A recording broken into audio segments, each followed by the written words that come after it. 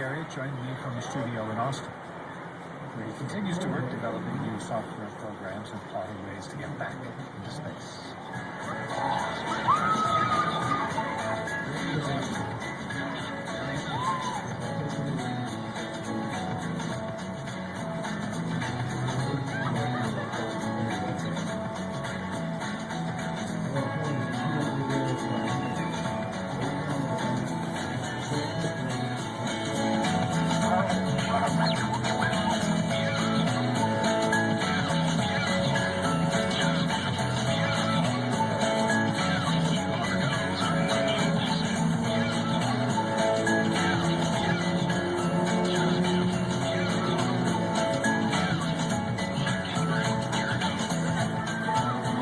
60 years ago, before any man or woman actually left the bonds of the Earth's atmosphere, we had to imagine what it was like.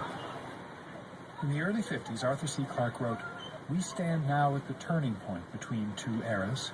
Behind us is a past to which we can never return. The coming of the rocket brought to an end 1,000,000 years of isolation. The childhood of our race was over, and history as we know it began." Another one of our writers who imagined it in great detail was Ray Bradbury in The Martian Chronicles. The men of Earth came to Mars. They came because they were afraid or unafraid, because they were happy or unhappy, because they felt like pilgrims or did not feel like pilgrims. There was a reason for each man. They were leaving bad wives or bad jobs or bad towns. They were coming to find something or leave something or get something, to dig up something or bury something or leave something alone. They were coming with small dreams or large dreams or none at all. But a government finger pointed from 4 colored posters in many towns, "There's work for you in the sky, see Mars," and the men shuffled forward. Only a few at first, a double score. For most men felt the great illness in them even before the rocket fired into space. And this disease was called the loneliness. Because when you saw your hometown dwindle the size of your fist, and then lemon size, and then pin size, and vanish in the fire wake, you felt you had never been born. And there was no town. You were nowhere, with space all around. Nothing familiar, only other strange men.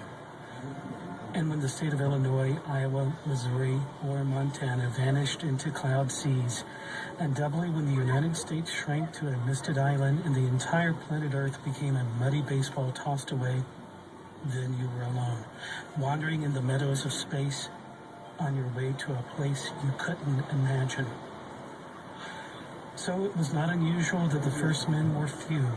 The number grew steadily in proportion to the census of Earthmen already on Mars. There was comfort in numbers, but the first lonely ones had to stand by themselves.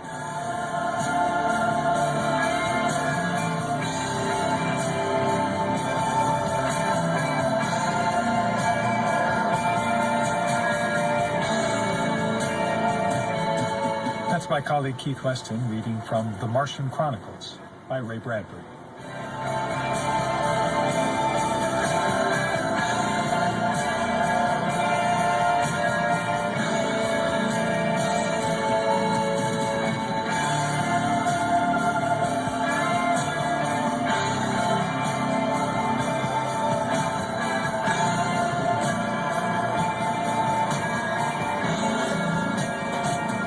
Coming up next on the program, another in our occasional series, The Story Behind the Song. Kenneth Jones is a math teacher who has always loved to sing. My mother was the advisor for the choir at church, and so I've sung with her all my life.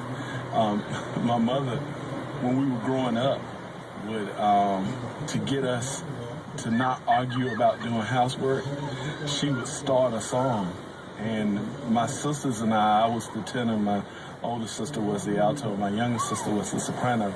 We would be singing in harmony while we were cleaning up, and we never realized that she sat down while we were singing and cleaning.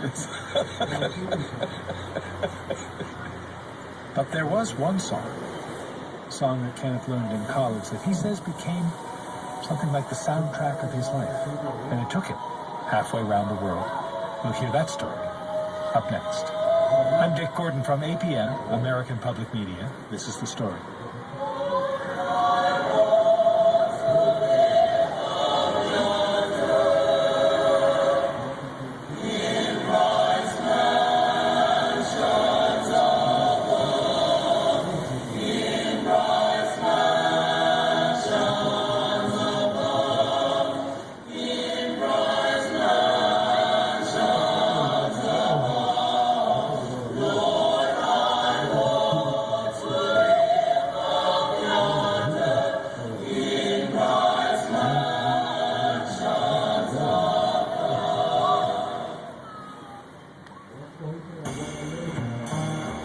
Of the Humane Society was accustomed to controversy about animal welfare, and then he began to work with Michael Vick.